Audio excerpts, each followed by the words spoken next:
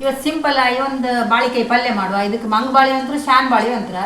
3 ಕಾಯಿ ತಗೊಂಡೆ, ಇಲ್ಲಿ ಕೊಯ್ತಾ ಇದ್ದೀನಿ ಕಣೆ. ಕೊಯ್ದು ಇದು ಮಜ್ಜಿಗೆ ನೀರು ಮಾಡ್ಕೊಂಡು ಇದಕ್ಕೆ ಹಾಕಕ್ಕೆ ಕೊಯ್ದು ಇಲ್ಲ ಹಾಗೆ ಇಟ್ಟರೆ ಕಪ್ಪು ಆಗ್ತದೆ ಹೋಳೆಲ್ಲ. ಹಿಂಗೆ ಮಾಡಿ ಹಾಕೊಂಡ್ರೆ ಹೋಳ ಬೆಳ್ಳಗೆ ಇರುತ್ತೆ. ಅದಕ್ಕೋಸ್ಕರ ಹಿಂಗೆ ಮಾಡ್ಕೊಂಡು ಕಡಿ ಪಲ್ಯ ಮಾಡೋ.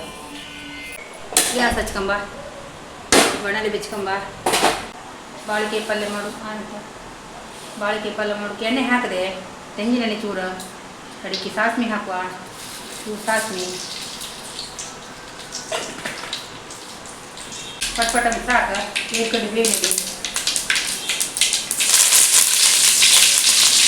ಬೇಳೆ ಹಾಕಿದ್ರೆ ಸ್ವಲ್ಪ ಜೀರಿಗೆ ಹಾಕ್ತೇವೆ ಒಗ್ಗರಣೆಗೆ. ಬಾಳಿಕಾಯಿ ಪಲ್ಯಗೆ ಜೀರಿಗೆ ಹಾಕಿದ್ರ ಮೇಲೆ ಹಸಿಮೆಣಸು ಹಾಕ್ತೇವೆ. ಹಸಿಮೆಣಸು 12 ಹಸಿಮೆಣಸು ತಗೊಂಡೆ, ಉದ್ದು ಬಿಟ್ಟಿರೋ ಕೈಗೆ.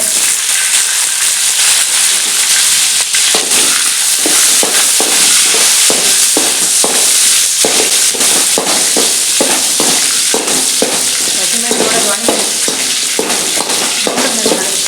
ಈರುಳ್ಳಿ ಹಾಕಂತೆ, ಒಂದು ಈರುಳ್ಳಿ ಪಲ್ಯಕ್ಕೆ, ಈರುಳ್ಳಿ ಸ್ವಲ್ಪ ಫ್ರೈ ಆಗಿ ಭಾರಿ ಸಿಂಪಲ್ ಪದಾರ್ಥ. ಗಂಜಿಯಲ್ಲ, ಅನ್ನ ಮತ್ತು ಪಲ್ಯ.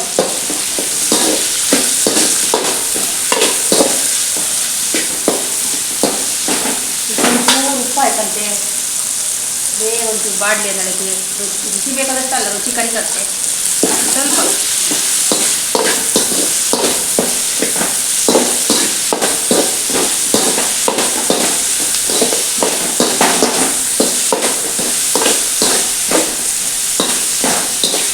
ಮತ್ತೆ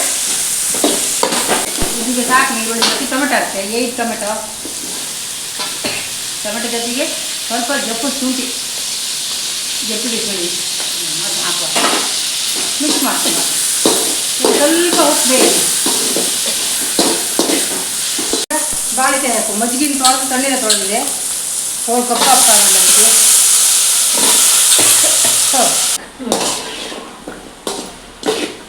ಈಗ ಇದಕ್ಕೊಂದು ಸ್ವಲ್ಪ ಉಪ್ಪು ಹಾಕಿ ಇಷ್ಟ ಹಾಕ್ತೆ. ಒಂಚೂರು ಹಾಕಿ ನಾವು ಇಷ್ಟ ಹಾಕ್ತೆ, ಬೇಗ ಮತ್ತೆ ಹಾಕಿರ್ತೇವೆ. ಸ್ವಲ್ಪ ಅರಿಶಿನ ಪುಡಿ ಹಾಕ್ತೆ, ಒಂದಿಷ್ಟು ಅರಿಶಿನ ಪುಡಿ, ಆಮೇಲೆ ಸ್ವಲ್ಪ ನೀರು ಬೇವುಕ್ಕೆ ಇಷ್ಟು ನೀರು ಹಾಕಿ ಇದನ್ನು ಬೇಯಿಸ್ಕೊಂಬ. ಇದು ಬೇಗ ಬೇಯಿಸಿದೆ ಪಲ್ಯ ಬೇಗ ಆಗ್ತಿದೆ.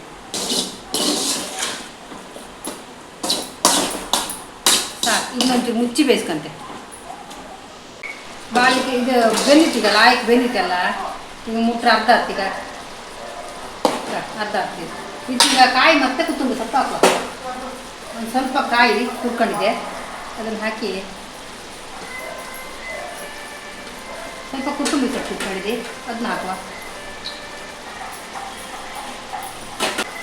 ಪಲ್ಯ ರೆಡಿ. ಇಷ್ಟೇ ಪಲ್ಯ, ಸಿಂಪಲ್ ಪದಾರ್ಥ.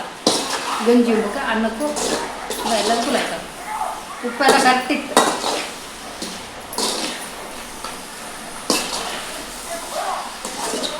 ಸಿಂಪಲ್ ಆಗಿ ಬಾಳಿಕೆ ಪಲ್ಯ ರೆಡಿ ಆಯಿತು. ಇಷ್ಟೇ. ಎಲ್ಲರೂ ಒಂದ್ಸರಿ ಹೀಗೆ ಮಾಡ್ಕೊಂಡು ಊಟ ಮಾಡಿ, ಸಬ್ಸ್ಕ್ರೈಬ್ ಮಾಡ್ಕೊಳ್ಳಿ, ಶೇರ್ ಮಾಡಿ, ಲೈಕ್ ಮಾಡಿ, ಕಮೆಂಟು ಮಾಡಿ. Thank you for watching.